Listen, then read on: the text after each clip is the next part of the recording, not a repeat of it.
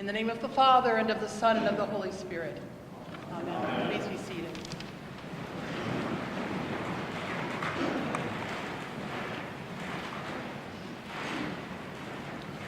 Well, here we are, in the second week of Lent, and deep into it. Whatever we decided would be our Lenten disciplines, we feel them now, don't we? Here are the words of this wonderful African-American spiritual.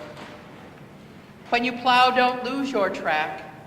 Can't plow straight and keep a looking back. Keep your hand right on that plow. Keep on plowing and don't you tire.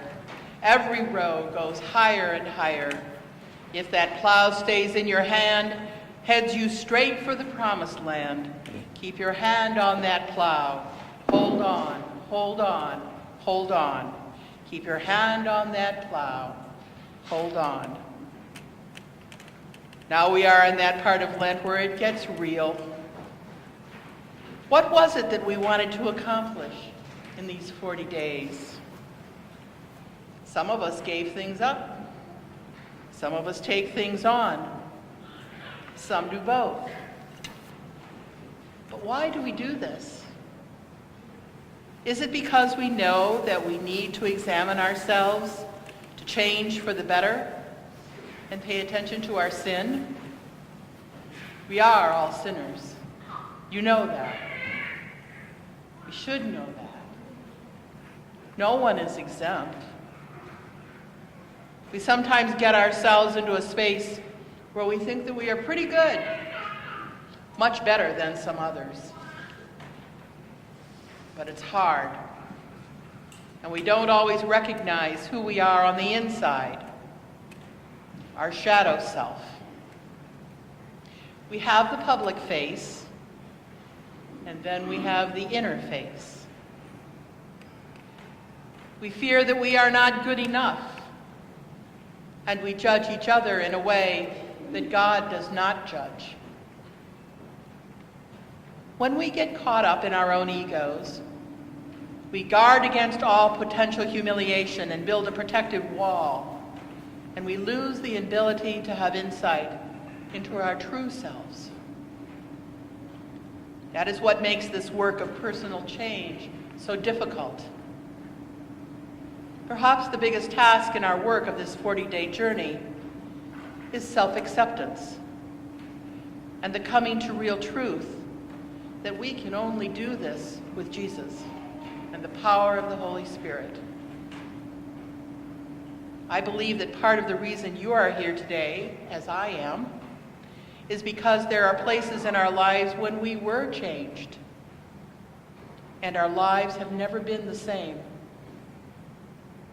I believe that we know that this process of change and becoming more and more molded into the person that Christ models for us, wishes for us each to become, is a lifelong process. And we are plowing that field row by row and working our way to the other side. We want to know Jesus and to emulate the goodness in him, the godness in him. We rage against the things that drive us away from seeing the right path, the way. There are just so many things around us that are not the way of truth, light, and goodness that our teacher and Lord has modeled for us.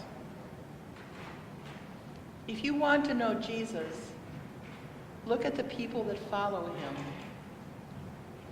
Paul urges us in our epistle reading from Phillippians, brothers and sisters, join in imitating me and observe those who live according to the example you have in us. Do we not come here each week seeking the fellowship that we find with others who are followers of the way? Do we not find comfort and strength and Christian fellowship to help us in all the venues of our lives? And are we not more able to extend that to others as we go? Are we the people that others can look to and say, yes, that is a Christ follower? I can see Christ in the way they live and move and have their being. As we move through our Lenten disciplines, may we gain strength and guidance and encouragement from others, and in modeling those same attributes, which hopefully encourage others. I would be remiss if I did not mention Patrick, whose feast day is today. He was a bishop and missionary of Ireland in the mid-400s and is known as the Apostle of Ireland. He was born in England, the son of a deacon and grandson of a Christian priest. At 16, he was captured by Irish slave raiders and taken to Ireland and forced to serve as a shepherd. But later, when he was 21, he escaped and returned to Great Britain, where he was educated as a Christian, later taking holy orders both as a presbyter and a bishop. In 431, a vision called him to return to Ireland, where he became a missionary converting pagans to Christianity and building churches throughout the land. This he did until his death in 461, probably on March 17. His story resonates with us today as we dedicate ourselves to seeking models for our own lives of faith and for the determination to continue to live the Christ story and to encourage others as well. May we be the people that others can say, yes, that is a Christ follower. May we look to the lives of those like Patrick as inspiration for our journeys of faith. And may we continue our Lenten journey with discernment and strength and prayer and a holy peace. Amen.